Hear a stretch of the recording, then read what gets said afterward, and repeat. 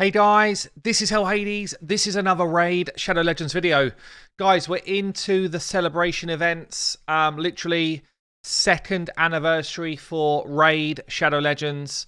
Some people said to me, I thought it started in like June or July. I guess this is basically when it went live officially. Or not officially. This is when it went live, and then officially it kind of dropped out to the community a few months after. So second anniversary, what's going on? We've just been dropped a bunch of gifts. If you've not logged into Raid for a little while, get yourself in there. It's literally 23 hours worth of time before this disappears. Get in there, get your book, get your shard, get your chicken, get your silver. It's a pretty decent free prize, I'd say. What do you think, guys? Comments below. What's your thoughts? Are you happy with this? Void shard, legendary tome, chicken, silver. I think it is... I think last year we got something similar to this, but with maybe with a sacred shard instead. But yeah, similar sort of package. So I think that's not bad. So the events are starting to go live. What I want to do in this video is just talk to you about the different champions that are coming up in the different events. So as I said in my video a couple of days ago, it felt like they might be doing old fragment summons. I just want to go through and give you a sense of which of those fragment summons that you might have different pieces for were actually good champions. So let's get into it. Guys, make sure you watch to the end. There's an extremely special event competition that's going on at the end, and I need you to vote on what you think. But make sure you watch it right through to the end on this one. Okay, so we have got the first of these events go live, and I just wanted to get a sense of like how many fragments do you get. So we've got 5 and 5 here in a Dungeons Divers, and then 5 Elegeus. So it looks like, I mean, they've said these events are going right through till the middle of the month. If we've got stuff like this going on every day, maybe you're going to get the chance to get another 20, 30 maybe fragments of champions that you would have got. So, you know, it's good. This is what they should be doing, by the way. This should happen not just for a birthday surprise. This is kind of where they should go with fragments in the future anyway. Full stop. So I like that they've at least listened to the fact that we should be doing it, and bam, we got some coming out there. Now, they just dropped a message. I'll tell you now, the content creators is like, tell us what's going on. Let us help everybody else plan. Get buzzing about this, get excited about it. And then I saw this come out and I was like, at last, we've got something to talk about. And basically, it tells us nada. Nothing at all. They've given out a free gift, yet we've seen it. You're telling us after it's happened. As a little sign of gratitude, we're giving everybody a bunch of free gifts every day for the next 5 days. So that's cool. If it's similar to the pack we just got today, definitely log in for the next 5 days. You're going to get yourself some good stuff. On top of that, we're launching a series of events and tournaments from the 1st of March to the 15th of April. I think that's meant to read 15th of March, unless I'm wrong, but I'm pretty sure that's meant to say 15th of March. And then after that, they're going to drop the patch, the Samurai patch, and then we're going to have like a fusion coming on after that as well. These events will give you the chance to earn fragments of some champions that have previously been available if you've missed the mark beforehand. Good stuff. You know, I just wish they'd give us a bit more foresight in terms of what is actually coming so people can prepare themselves for the ones they want to get. But anyway, let's get into what this video is mainly about. I want to talk about the previous champion fragments.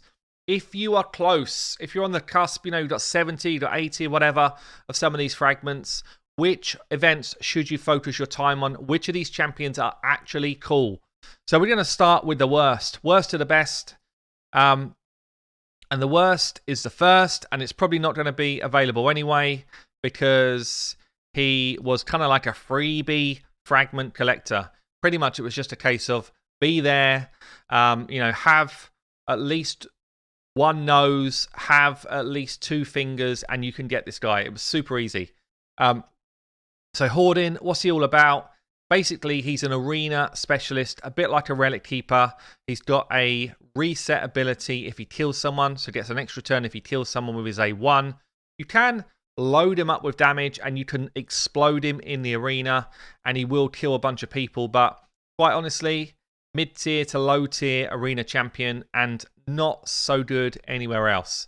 So if this guy pops up and you've got a bunch of shards, you can get him if you want to add him to your collection, but chances are he's not going to be played. Next one up was a Night Rev. I'm trying to think if this guy was a bit of a freebie or not. I don't think he was. I think you had to actually work for this guy. It was easier than maybe some, but it wasn't like a cakewalk super freebie. I'm pretty sure. So Burglar Malformed, he's the guy that we just seen we got some fragments for. 10 fragments up for grabs today.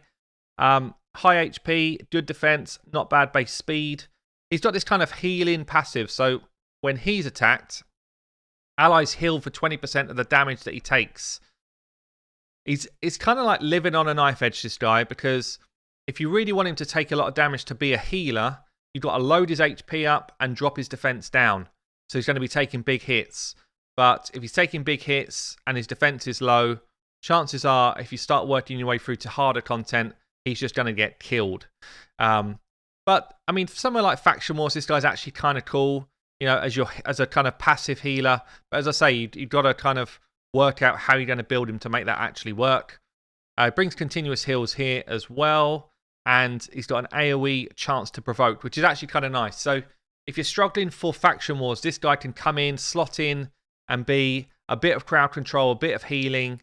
And, you know, his stuff's on a reasonably low cooldown. You don't really need to book him out for him to be effective, to do his job. So, obviously you get more provoke chance here, but I probably wouldn't book him out, really. It's not really worth it. But yeah, coming in Faction Wars, probably worthwhile, even as a level 50. So, would I go out of my way to spend loads of resources to get him right now? No. But he's kind of okay for Faction Wars. That's about where I'd leave it. So, next up is going to be an Undead. Again, this is one of the guys that you can get 5 fragments for today. I hope they don't just do it as like 5 of this guy, 5 of that guy, and not really give anyone a chance to get their champions. I'm hoping that you see at least 20 fragments of all of these guys to give people a chance.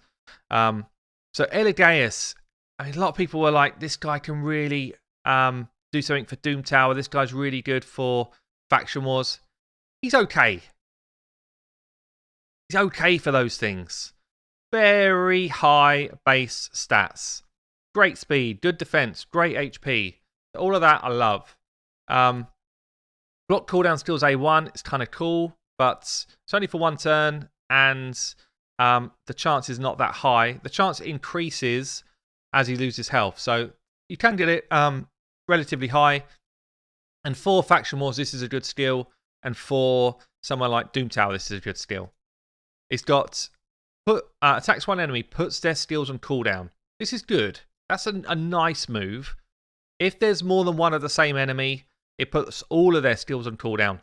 The only place this is relevant, really, is for those waves of like Valks in Faction Wars or in Doom Tower, where you got like a wave of, I don't know, like triple Torment or triple whatever. This is kind of good. I mean, the thing for me is, there's epics out there, like if you've got Basher. Basher does this against the whole team. Not as effective, but like I just feel like if this is what he's all about, it's not quite enough. He's then got, what, an AoE ability here, remove some buffs, decrease some turn meter. This is okay, not bad arena move. And then got here as well this kind of ability to prevent death on a passive. So, again, like, I've got him, and I've never used him other than to do a guide for him. I don't really see him being played in the arena. I do see a few people using him in their Faction War teams, and he does a good job there. And I do see some people using him in Doom Tower if they're struggling on some of the waves. But for me, I wouldn't go all out with my resources on this guy. If you're only making choices of like one or another, not this guy for me. Next one up, then we're kind of sliding our way up the list. We're ebbing our way up, not too much further. But Drakul the Gaunt, honestly, I love this guy's skin. I think he looks sweet. I love this kind of carrying the boulder with the runes. The visual on this guy I really like. So, is he any good? He's a bit niche. Someone did send me a screenshot. Let me find that and show you. Yeah, I've got a screenshot here of him in an unkillable team, which I hadn't seen before. So, that's going to be a use that I'd not seen before. it's kind of based on the composition that I built out recently, or sorry, that Ian G came and showcased on my stream, based on the tower with Maneater as an unkillable comp. He's basically subbed in Drakul the Gaunt to build an unkillable team based on the same speed setup as the tower Maneater. Super cool initiative here, because I'd not seen anything like this before. So, can he be used for anything in the game? Well, yeah, actually, this is kind of cool. 2-key Ultra Nightmare with Drakul bringing part of the unkillable element. Damn, I didn't expect that to be coming. So, how does he make that happen? He's basically got this ability to increase your attack and your defense. There's very few champions that can do that, by the way. It's buffing everybody's damage apart from HP-based champions. Also places block damage for 1 turn on allies with less than 30% health. So he subs in and basically puts an unkillable or a block damage buff on your whole team for 1 of the turns, and then Maneater's doing the unkillable for the rest of the turns. So actually kind of brilliant. Kind of brilliant initiative to do that. That was Son Vu. So good effort, man. That's cool. Other than that, though, is he any good? Well, I'd say he's just average. Like, he's got this ability here that he shields people. If the shields are broken, then your guys counter. Honestly, if they just made this that whenever the shield is removed in any way, whether you outrun it, whether it gets debuffed, like cleaned off by someone like a Madame, or if it gets broken, if you counter-attacked at that point, this champion would be fantastic. He would be a fantastic addition to the game, because the rest of his kit's actually kind of okay. Like 3-turn cooldown on increased attack and defense is kind of good. But this is just too weak sauce for me. He's decent and he can do some work for you. He can help you out, but he is very mid-tier. Still very mid-tier. I can't see him pushing his way into many teams ahead of a bunch of epics out there, to be honest. So unless he's very in like a niche spot, even for Oldwin tribes, I would rather run Drush as my kind of healer support champion over Drakul. So that's where I'm at. So let's move on to the last two. The last two are both freaking amazing. These two, if you're on the cusp of these two, go all out. Whenever these events pop up, work your socks off. These are the ones you want to invest your time and your effort into because they're brilliant. So we're going to start off with, in fact, they're both orcs. They're both in here. Creeler first.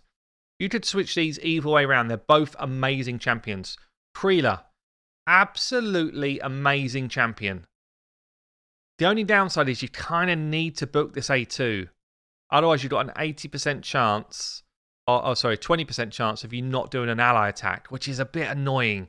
It's the only ally attack champion that they've done this with. And I feel like, if anything, this is as shady as it gets because you are forced to do those books. Otherwise, you're in trouble.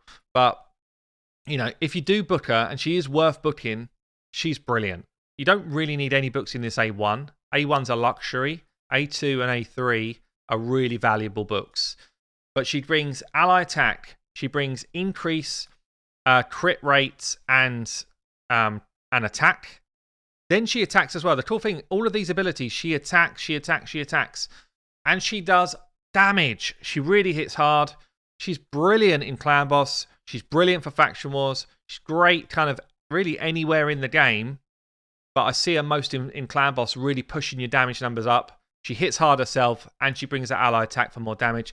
And she enables you to build with 70% crit rate, which enables you to boost your stats up and do more damage. Like, she's just awesome. Great champion. If you got 70, 80, whatever fragments of this chick, and you get opportunity to get some more, push yourself in and get those fragments. And the last one then is the recent one, Iron Brago. Are they going to do fragments again of this guy, even though we just got him? I don't know. They haven't told us anything. Like, literally, we're like, please tell us what's going on. We want to let some of these guys know what the hell's going on. We know nothing. We know no more than you know. And we are pushing for info, and we're just hitting a brick wall. So, yeah, basically, why is Iron Brago so good? Increased defense for 3 turns. If you book this as well, it's on a 3-turn cooldown. This ability alone, forget anything else. This ability alone is insane. Constantly keeping increased defense on a team is insane. It's such a massive buff. So I'm Brago here. This is brilliant. Also, it slams super hard. It slams over 100k hard, easy, if you've got good gear on. A1 slams super hard. Also got a chance to drop some buffs off. A3 slams really hard, and you've got AoE provoke and a chance to put AoE decrease, and decrease attack. It's really good. He can be your decrease attack champion for clan boss, but you just have to be careful. You need to book him firstly. And there is a 3% chance that it won't land. And it's not like someone who's got it on an A1 where you can keep putting it on. That's it. You've then got to wait another 3 turns for it again. So it could ruin your runs. But I love this guy. I think he's such a good champ. And then he's got this passive where 10% of his defense before you go into battle. So all of his gear plus his aura, however much you get from an aura, all of that stacks up. And then you pass 10% of that defense everywhere. So you can actually build your champions more like 300 to 3,000 defense up to 3,200 instead of, closer to that 37 to 4,000. So he makes a huge difference. Really, really cool champion. Guys, that's the previous Fragment events. Looks like they're doing this for the next 2 weeks. I like that they're dropping out some free rewards as well. I wish they'd just share with us a bit more info about what's actually happening. But if there's ever a time where you're going to sort of play the game for a couple of weeks and keep abreast of what's going on, now's the time to do it. I did say to you guys, there is going to be all sorts of events. And we're just going to finish with probably the biggest event of them all.